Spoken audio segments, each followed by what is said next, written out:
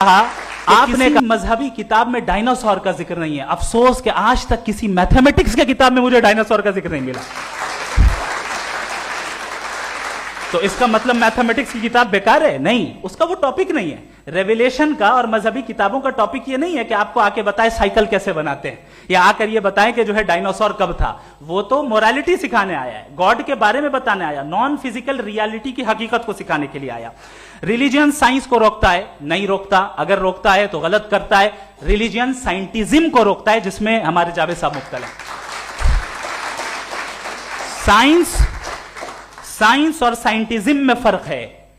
Scientism यह है कि आप समझें कि साइंस और साइंटिफिक मेथोडोलॉजी ये नॉलेज को हासिल करने का वाहिद सोर्स ऑफ नॉलेज है। यह है साइंटिज्म। हम इसे रिजेक्ट करते हैं।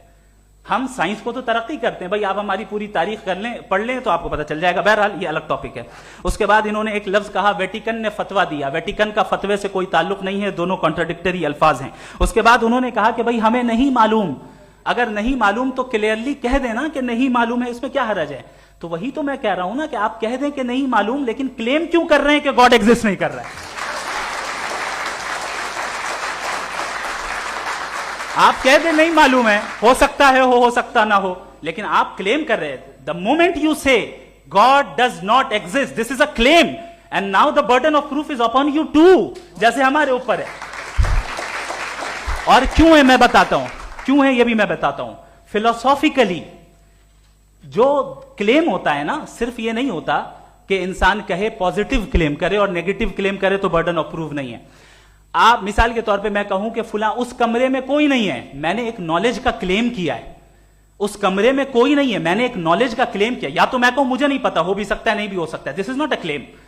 लेकिन जब मैं कह रहा हूं कि वहां कोई नहीं है, या मैं कह रहा हूं वहां कोई है, दोनों क्लेम है और दोनों के ऊपर बर्डन ऑफ प्रूफ है। हमारे ऊपर भी बर्डन ऑफ प्रूफ है। मैंने कंटिजेंसी आर्ग्यूमेंट दिया, इसे तोड़कर दिखाइए।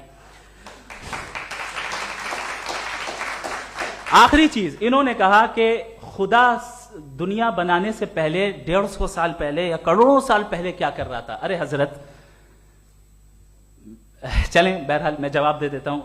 आप हमारे रिस्पेक्टेड पर्सनालिटी हैं, अगर आप नहीं होते तो मैं इसे एंटरटेन ही नहीं करता। टाइम, ये 100 साल पहले या 100 साल बाद, पहले बाद में अभी, ये वो अल्फाज हैं जिनका ताल्लुक टाइम से है। टाइम शुरू ही हुआ है यूनिवर्स की बिगिनिंग के बाद, तो उसके पहले खुदा क्या कर रहा था? सवाल इलॉजिकल है, ये फेलेसी है। यानी आप ये कह रहे हैं कि यूनिवर्स के बनने से पहले खुदा क्या कर रहा था? टाइम के बनने से पहले, पहले का ताल्लुक टाइम से, टाइम उस वक्त था ही नहीं, तो ये सवाल ही इनवैलिड है खुदा के ताल्लुक से।